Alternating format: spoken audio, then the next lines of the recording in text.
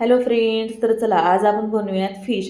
तर फिश बाजारातून आणले की सर्वप्रथम स्वच्छ असे धुवून घ्यायचे. तुम्ही कुठलं ज्वारीचं पीठ लावूनही त्याला धुवून घेऊ शकता, पण नुसतं पाण्यानेही धुवून घेऊ शकता. घेतलं की त्याला हळद, मीठ, लिंबू लावायचं आणि ठेवून द्यायचं थोड्या वेळ.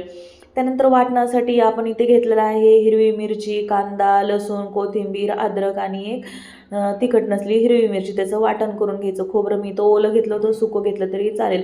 मिक्सरमध्ये त्याला बारीक करायचं, पॅनमध्ये तेल टाकायचं आणि अशा प्रकारे कढईमध्ये पॅनमध्ये तेल टाकून ते वाटण टाकायचं आणि त्याला खूप छान असं त्याला शिजू द्यायचं वाटणाला तेलामध्ये.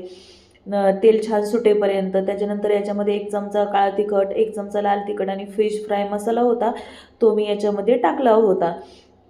आणि त्याच्यानंतर याला छान असं तुम्ही परतून द्यायचं, खूप सारं परतून द्यायचं आणि त्याला वाट पाहिजे जेवढी ग्रेव्ही पाहिजे ना आपलं तेवढा रस्सा तेवढं पाणी टाकायचं आणि त्यात कोकमचं आगळ टाका किंवा कोकम टाका आणि किंवा चिंचही टाकू शकतात. त्यानंतर पाण्याला छानशी उकळी आली की तेव्हाच मग हे पीसेस टाकायचे. आता याच्यामध्ये मासा मी हा चिलापी टाकला आहे, तुम्ही पापलेट फ्राय टाकू शकता, सुरमई टाकू शकता, बांगडा टाकू शकता, करी कुठलीही करा. फक्त मी त्याला करी कशी करायची त्याची रेसिपी अपलोड केली आहे. तुम्ही कोणताही फिश याच्यामध्ये ग्रेव्हीमध्ये टाकू शकता आणि त्याला छान उकळी उकळी येऊ द्यायची, छान त्याला शिजू द्यायचं मस्तपैकी आणि मीठ वगैरे टाकून सगळं काही टाकून याला छान असं रश्श्याला शिजू द्यायचं. आता करूयात आपण सुरमई फ्राय. आता सुरमईला आधीच आपण लिंबू, मीठ, हळद लावून घेतलं होतं. आता तुम्ही अद्रक पण अद्रक लसूणची कोथिंबीरची पेस्ट पण याला लावू शकता, पण मी सिंपल असं लावत आहे. त्याला फक्त मी रवा लावत आहे. रव्यामध्ये मी तिखट टाकलं होतं, मीठ टाकलं होतं आणि फिश फ्रायचा जो रेडीमेड जो मसाला मिळतो आपला तो टाकला होता. नाही टाकला तरी चालेल, नुसतं लाल तिखट, रवा आणि मीठ टाकून खूप छान फिश फ्राय लागतो.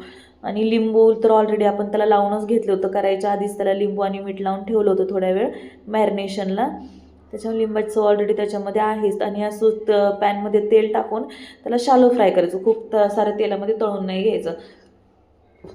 आणि थोड्या वेळ त्याला झाकून ठेवायचं, जेणेकरून तो दोन्ही बाजूनी छान असं शिजला जातो सुरमई फ्राय. आता मी हा सुरमई दाखवला, याच्याऐवजी तुम्ही असं सेम प्रोसेस पापलेटसोबतही करू शकता, बांगड्यासोबतही करू शकता किंवा तुम्हाला जर चिलापीचे फ्राय करायचे असेल त्याच्यासोबतही तुम्ही करू शकता. आणि असं वरून थोड्या वेळ त्याला झाकायचं, आलटी पलटी मारायचं, पुन्हा झाकून ठेवायचं. झाकल्यानंतर तो ॲक्च्युली छान शिजतो, हे पहा. आणि आपल्या घरी कशी लहान मुलं वगैरे असतात खाण्यासाठी, नसले तरी आपल्यालासुद्धा आपण चांगला फिश शिजल्यावर खाल्ला तर तो आपल्याला त्रास होत नाही, कच्चा लागत नाही आणि छान शिजला जातो. आता मी एका हाताने कॅमेरा पकडलं होतं, एका हाताने पलटवलं, त्याच्यामुळे तो थोडासा तुटला, काही हरकत नाही.